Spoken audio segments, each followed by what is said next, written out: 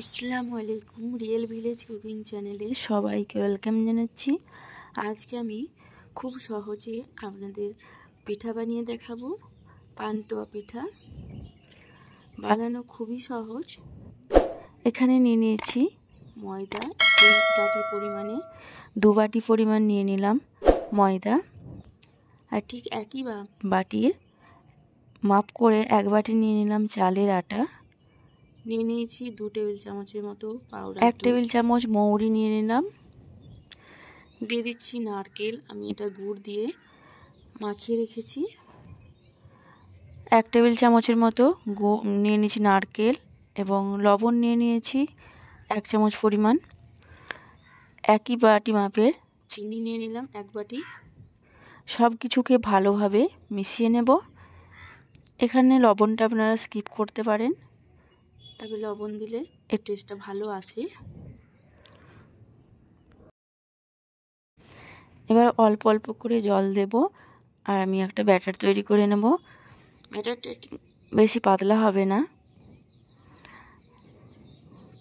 এভাবে অল্প অল্প করে দেব আর ভালোভাবে মিশিয়ে নেব। আপনারা স্কিপ না করে পুরো ভিডিওটা দেখতে থাকুন, খুব ভালো লাগবে। এই পিঠা খেতে খুবই ভালো লাগে, খুবই মুচমুচে হয়। আমি আপনাদের নতুনভাবে এই পিঠা বানিয়ে দেখাচ্ছি। আপনারা তো অনেক রকমভাবে পিঠা খেয়েছেন। এই মুচমুচে এবং ক্রিস্পি এই পান্তুয়া পিঠা একবার খেলে বারবার খেতে ইচ্ছা করবে, এতটাই মজার হয় এই পিঠা। যে বাটির ময়দা নিয়েছি ঠিক ওই বাটিরই আমি 1 বাটি পরিমাণে এখানে জল দিয়ে দিয়েছি। এটাকে খুব ভালোভাবে মিশিয়ে নেব। খুব ভালোভাবে মিশিয়ে নেওয়ার পর আমি এটাকে রেস্টে রেখে দেব 10 মিনিটের মতো। 10 মিনিট রাখার ফলে এর মধ্যে যে চিনিটা দিয়েছি সেটা গলে যাবে। চিনিটা গলে গেলে কিছুটা আবারও পাতলা হয়ে যাবে, তাহলে জলের পরিমাণটা ব্যালেন্স করে দিতে হবে। এই দেখুন চিনিটা গলে ঠিক এইরকম হয়েছে, থিকনেসটা ঠিক এরকম হবে। এবার এটা আমি 10 মিনিট রেস্টে রেখে দেব। এবার এখানে নিয়ে নিচ্ছি একটা কড়াইয়ের মধ্যে অয়েল নিয়ে নিয়েছি। অয়েলটা ভালোভাবে গরম হয়ে এলে এর মধ্যে আমি সামান্য পরিমাণে ব্যাটার দিয়ে দেব। সামান্য পরিমাণে দিয়ে উল্টে পাল্টে লাল করে ভেজে নিতে হবে। এক সাইডটা হয়ে গেলে অপর সাইডটা উল্টে দিয়েছি। ঠিক একইভাবে 2 সাইডটাই লাল লাল করে ভেজে নিতে হবে। এবার এটাকে আমি তেল ঝরিয়ে তুলে নেব। আবারও এটাকে ব্যাটারের মধ্যে দিয়ে দিতে হবে। ব্যাটারের মধ্যে দিয়ে ভালোভাবে মিশিয়ে নিতে হবে। ভালোভাবে মিশিয়ে এটাকে তুলে নেব। আবার তেলের মধ্যে দিয়ে দেব। তেলের মধ্যে দিয়ে আবারও উল্টে পাল্টে লাল করে ভেজে নিতে হবে।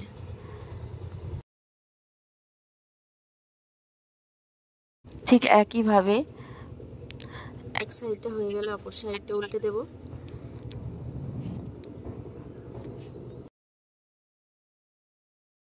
এইভাবে ঠিক একইভাবে আমি লাল করে ভেজে নেব। আবারও ব্যাটারের মধ্যে দিয়ে আবারও ছেঁকে নেব। এবার তেল ঝরিয়ে তুলে নেব। এটা তেল ঝরিয়ে তুলে আবার এই ব্যাটারের মধ্যে দিয়ে দিচ্ছি। ব্যাটারের মধ্যে দিয়ে আবারও ভালোভাবে মাখিয়ে নেব। এইভাবে মিশিয়ে নিয়ে আবারও কড়াইয়ের মধ্যে দিয়ে দিচ্ছি। খুবই টেস্টি একটা রেসিপি, আপনারা বাড়িতে আবার ট্রাই করে দেখবেন, খেতে খুবই ভালো লাগবে। এতটা মুচমুচে হয় আর ভেতরটা লেয়ারযুক্ত হয়, খেতে খুবই ভালো লাগে। আপনারা তো শীতে অনেক রকমের পিঠে খেয়েছেন, একবার এইভাবে বানিয়ে দেখবেন, খেতে খুব ভালো লাগবে। আমি এবার এটাকেও লাল করে ভেজে নিচ্ছি।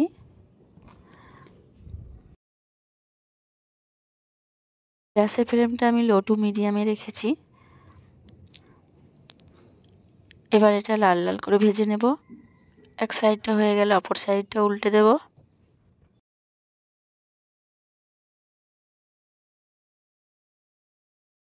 দেখুন এটাও প্রায় ভাজা হয়ে গেছে। এবার এটাকেও তেল ঝরিয়ে তুলে নেব।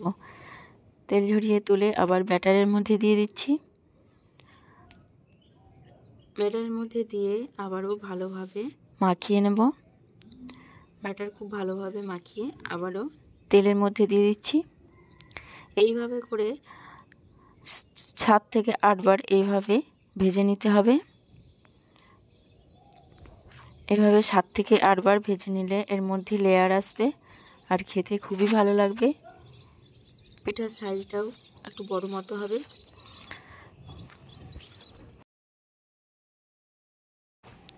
আবারও উল্টে পাল্টে আমি এটাকে লাল করে ভেজে নিচ্ছি।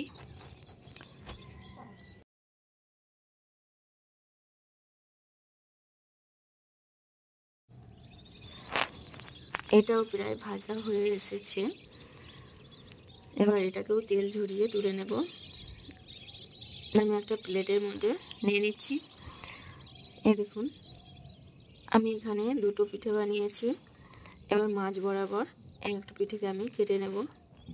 আমি ভেতরটা দেখাচ্ছি কিভাবে লেয়ার এসেছে। এবার একটা চাকুর সাহায্যে মাঝ বরাবর কেটে নিচ্ছি।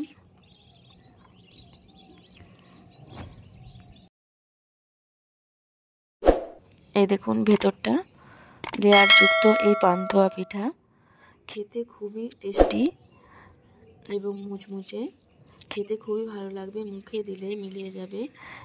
এতটাই টেস্টি যে একবার খেলে মন ভরবে না, বারবার খেতে ইচ্ছা করবে। তাহলে দেখলেন তো কত সহজে ঘরে থাকা উপকরণ দিয়ে বানিয়ে নিলাম এই পান্তুয়া পিঠা। আপনারা তো শীতে অনেক রকমের পিঠা খেয়েছেন, একবার এইভাবে পিঠা বানিয়ে দেখবেন, খেতে খুবই ভালো লাগবে। বানানো খুবই সহজ।